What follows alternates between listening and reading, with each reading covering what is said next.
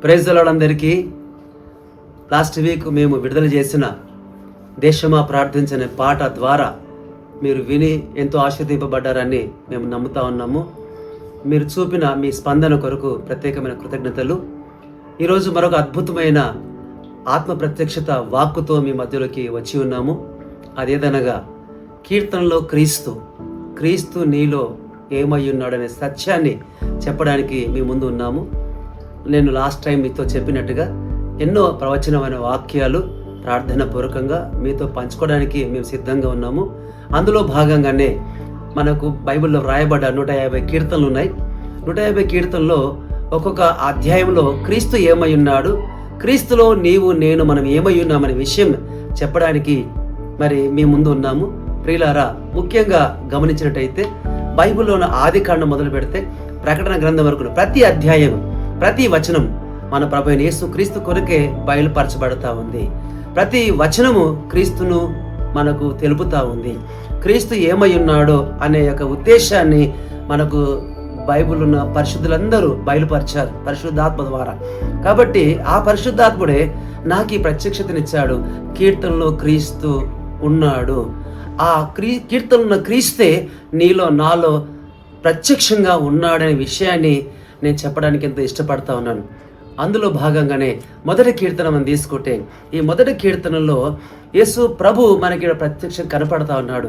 3వ వచనంలో అతడు చేయనిదంతయు మరి సఫలమగును అని రాస్తుంది. చూడండి, కీర్తనలో చూసినట్టయితే 3వ వచనం, మొదటి కీర్తన 3వ వచనంలో అతడు చేయనిదంతయు సఫలమగును అని రాస్తుంది. దానికంటే ముందు 2వ వచనంలో యెహోవా ధర్మశాస్త్రమునందు ఆనందించుచు దీవారాత్రములు దానిని ధ్యానించువాడు ధన్యుడు.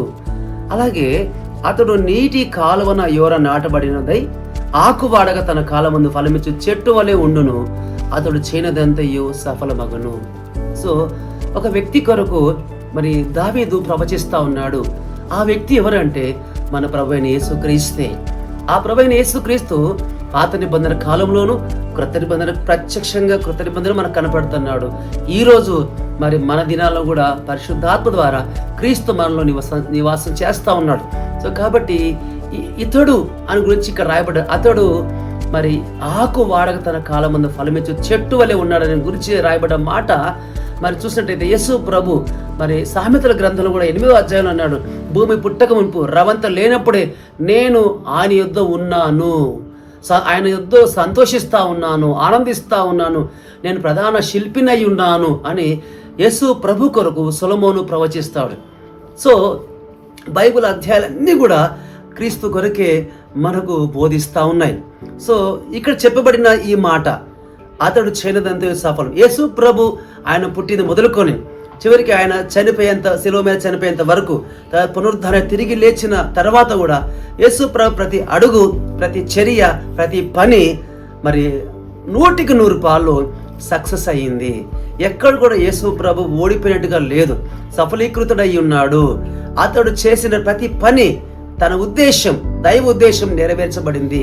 కాబట్టి యేసు ప్రభు ఎలా ఉన్నాడంటే ఆకువాడక తన కాలమందు ఫలమిచ్చే ఒక చెట్టు మాదిరిగా ఉన్నాడు. ఈరోజు యేసు ప్రభు ఫలించేటి చెట్టు, యేసు ప్రభు ధన్యుడు, యేసు ప్రభు సఫలీకృతుడైన దేవుడై ఉన్నాడు. ఈరోజు మన జీవితంలో మనం చూసినట్టయితే మనమేమై ఉన్నాం, క్రీస్తులో మనమేమై అంటే మనం కూడా ధన్యులమైన క్రీస్తుని బట్టి మనమేమై ఉన్నామంటే క్రీస్తులో ఫలించేటి వారంగా ఉన్నాం. క్రీస్తులో మనమేమై ఉన్నామంటే సఫలం అయ్యే వ్యక్తులమై ఉన్నాము. క్రీస్తులో మనకున్న ఆధిక్యత తెలుసా, ప్రతి విషయంలో మనం సఫలం అవుతాము. సో ఫెయిల్యూర్ అనేది మన లైఫ్లో లేదు, ఓటమి అనేది లేదు. క్రీస్తునందు ఉన్న వారికి ఎల్లప్పుడూ విజయమే కానీ ఓటమి లేదు. యేసు ప్రభు స్వయంగా చెప్పాడు, లోకంలో మీకు శ్రమ కలుగుతుంది, ఆయనను ధైర్యంగా ఉండండి, నేను లోకాన్ని జయించి ఉన్నాను. ప్రకటన గ్రంథంలో 3వ అధ్యాయం రాస్తుంది, నేను లోకమును జయించి ఉన్నాను. నేను జయించి తండ్రి ఆ సింహాసనం కూర్చున్న ప్రకారం జయించిన నాతో కూడా కూర్చుంటాడని ప్రభు స్వయంగా చెప్పాడు. సో కాబట్టి ప్రియులారా, ఈరోజు నాకు ఇచ్చిన ప్రత్యక్షతలో మీతో పంచుకున్న మాట ఏంటంటే మనం మొదటిగా ఫలించేటి వారంగా ఉన్నాము, అలాగే అద్భుతమైన విజయవంతమైన విశ్వాసులుగా మనం ఉన్నాము, అలాగే మనం ధన్యులుగా ఉన్నాం. So what we are a blessed people and we are a fruitful people and we are a victorious people.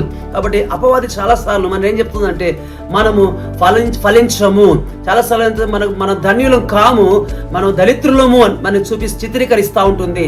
చాలాసార్లు అపవాది మనం ఎలా చూపిస్తుంది అంటే మనం ఎంత మాత్రం కూడా మన లైఫ్లో సక్సెస్ చూడము, అన్నిట్లో మనం ఓడిపోతాము అనేది చెప్తుంది.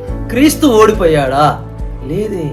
ఆయన లోకాన్ని జయించాడు, సాతానును జయించాడు, పాపాన్ని జయించాడు, దయ్యమును జయించాడు, దయ్యపు కార్యాలను ఆయన జయించాడు. శిలువ పైన యేసు ప్రభు విజయవంతమైన వ్యక్తిగా ఉన్నాడు.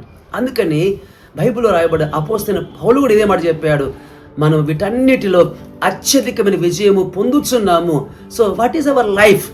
We are a victorious lifestyle. మనము విజయవంతమైన వ్యక్తులుగా ఈరోజు క్రీస్తులో ఉన్నాము. ఈ ప్రత్యక్షత, ఈ స్థితి మనకు అర్థమైతే మన లైఫ్లో ఓటమి మనం ఎప్పుడూ అంగీకరించం. అపవాది చెప్పే అబద్ధాలు మనం నమ్మలేం. కాబట్టి మొదటిగా మనం ధన్యులమై ఉన్నాము, రెండవదిగా మనం ఫలించే వారిగా ఉన్నాము, మూడవదిగా మనం అన్ని విషయంలో సఫలులమై ఉన్నాము యేసు ప్రభు మాదిరిగా. ఎందుకంటే ఆ కీర్తనలో ఉన్న క్రీస్తు ఎలా ఉన్నాడంటే ధన్యుడిగా ఉన్నాడు, ఫలించే వ్యక్తిగా ఉన్నాడు, అలాగే సఫలమైన వ్యక్తిగా ఉన్నాడు. ఆ క్రీస్తే మన లోపల పరిశుద్ధాత్మ ద్వారా ప్రత్యక్షంగా నివాసం ఉంటున్నాడు. కొలస్సీ పత్రిక 1:27 రాసి ఉంది, మీ యందున్న క్రీస్తు మహిమ నిరీక్షణ అయి ఉన్నాడు.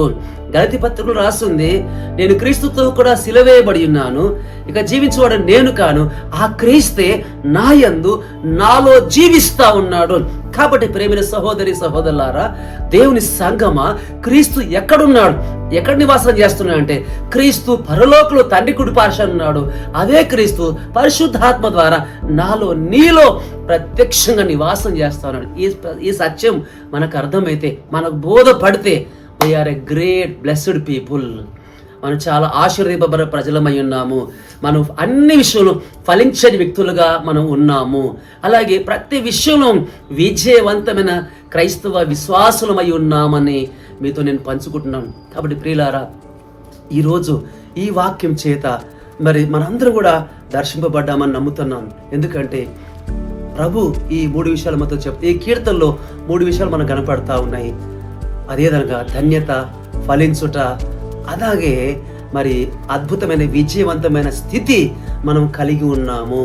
సో మనం గుర్తించుకోవాల్సింది ఏంటంటే క్రీస్తులో నేను ధన్యురాల్ని, క్రీస్తులో నేను ధన్యుణ్ణి, క్రీస్తు వలె నేను ఫలించేటి వ్యక్తిగా ఉన్నాను, క్రీస్తు వలె నేను విజయవంతమైన వ్యక్తి అయి ఉన్నాను, నాకు ఓటమి లేనే లేదు, నేను ఓడిపోను, అన్ని విషయంలో నేను అద్భుతమైన విజయవంతమైన వ్యక్తిని అయి ఉన్నాను, క్రీస్తు మాదిరి, క్రీస్తు వలె నీవు అలాగే అయి ఉన్నాము.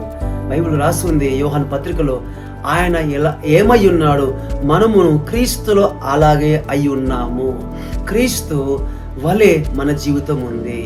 మనం వేరే, క్రీస్తు వేరే కాదు, మనం వేరే, ప్రభు వేరే కాదు. We are one. మనం క్రీస్తుతో కూడా ఏకమై ఉన్నాము. బైబిల్ రాస్తుంది, ఎవడైనా క్రీస్తును కలుసుకున్నట్టయితే వాడు క్రీస్తుతో కూడా ఏకాత్మై ఉన్నాడు. కాబట్టి మన ఆత్మ, క్రీస్తు ఆత్మ ఏకమైన ఆత్మ ఉంది. కాబట్టి ఈ సత్యం పరిశుద్ధాత్ముడు మీ జీవితంలో లోతుగా పనిచేయునుగాక. మీరు అన్ని విషయంలో మరి ధన్యులుగా ఉందురుగాక. మీ జీవితంలో, మీ కుటుంబంలో, మీ ప్రతి పరిస్థితిలో మీరు ఫలించే వ్యక్తిగా ఉందురుగాక. మీరు అన్ని విషయంలో విజయవంతమైన స్థితిలోకి దేవుడు మిమ్మల్ని నడిపించునుగాక. May God bless you. దేవుడు మిమ్మల్ని అందరినీ దీవించునుగాక. ప్రార్థన చేద్దాం. ఒక్క నిమిషం, ఒక్కసారి అందరూ నాతో ఏకీభవించండి. పరిశుద్ధ ప్రభువా, నీకు వందనాలు, స్తోత్రాలు చెల్లిస్తా ఉన్నాం. ప్రభువా, కీర్తనలో క్రీస్తు నాలో ఉన్నాడనే సత్యం, ఈ ప్రత్యక్షత పరిశుద్ధాత్మ విన్న వారందరి జీవితంలో లోతుగా పనిచేయండి. Holy Spirit, open our eyes to see this truth Lord. ప్రభా, ఈ సత్యం గ్రహించినట్లుగా ప్రభా మా ఆత్మ నేత్రాలు గ్రహించునుగాక. ప్రభా నీ స్తోత్రం.